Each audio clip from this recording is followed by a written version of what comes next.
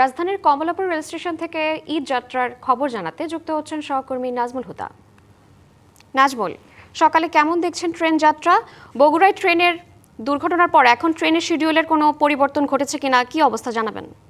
শ্রাবন্তী, সবগুলো ট্রেনের শিডিউল বিপর্যয় না হলেও দু একটি ট্রেনের আমরা দেখেছি শিডিউল বিপর্যয়ের ঘটনা ঘটেছে। আমি যদি একটু বলে রাখি আপনাকে, গতকাল যে বগুড়ার সান্তাহারে যে দুর্ঘটনাটি ঘটলো এবং নীলসাগর এক্সপ্রেসের 9টি বগি লাইনচ্যুত হয়েছে এবং সেই ঘটনার পরই এক ধরনের শঙ্কা ছিল যে শিডিউল বিপর্যয়, তবে সেটি খুব বড় পরিসরে না হলেও হয়েছে। আমি যদি একটু বলি আপনাকে যে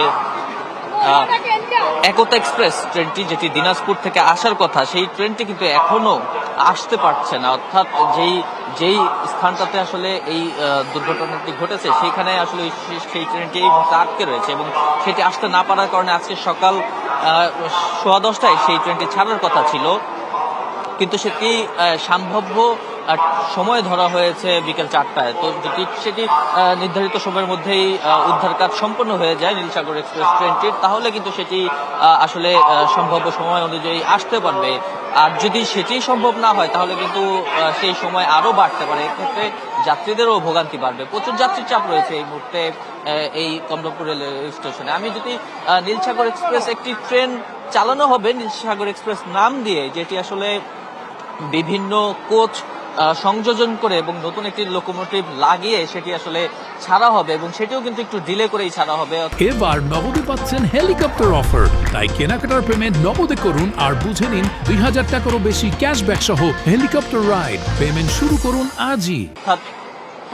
সেটি এখনো প্রস্তুত করা হচ্ছে, সেটিরও সম্ভাব্য সময় ধরা হচ্ছে 10:10, যদিও ভোর 7:45 কিন্তু সেটি ছাড়ার কথা। আরো একটি ট্রেন রয়েছে মহানগর প্রভাতী, যেটি আসলে চট্টগ্রামের উদ্দেশ্যে যাবে, সেটি 7:45টায় ছাড়ার কথা থাকলেও সেটি কিন্তু নির্ধারিত সময় ছাড়তে পারেনি। এখন সম্ভাব্য সময় 8:10 ধরা হয়েছে, অর্থাৎ কিছুক্ষণের মধ্যে হয়তো সেটি ছাড়া হবে। তো এই ছিল শিডিউল বিপর্যয়ের বাইরে আজকে যেহেতু 29 রোজা এবং ঈদের একদম কাছাকাছি সময় চলে এসেছে, যদি রোজা 30টা হয় সেক্ষেত্রে হয়তো কালকের দিনটাও পাবে যাত্রীরা, তবে আজকে কিন্তু একদম সর্বোচ্চ যাত্রীর চাপ আমরা দেখতে পাচ্ছি রেল স্টেশনে। আমরা মূল ফটকে রয়েছি, সেই মূল ফটকে দেখতেই পাচ্ছেন যে প্রচুর যাত্রী কিন্তু এই ফটক ধরে আসলে রেল স্টেশনের ভিতরে প্রবেশ করছেন এবং তারা চান যাতে একটি নির্বিঘ্নে যেতে পারেন। গতকালকে যেই দুর্ঘটনা হয়েছে সেরকম দুর্ঘটনা যাতে আর না হয় এবং তারা শিডিউল বিপর্যয়বিহীন নিরাপদে যাত্রা করতে পারেন, এটাই প্রত্যাশা আসলে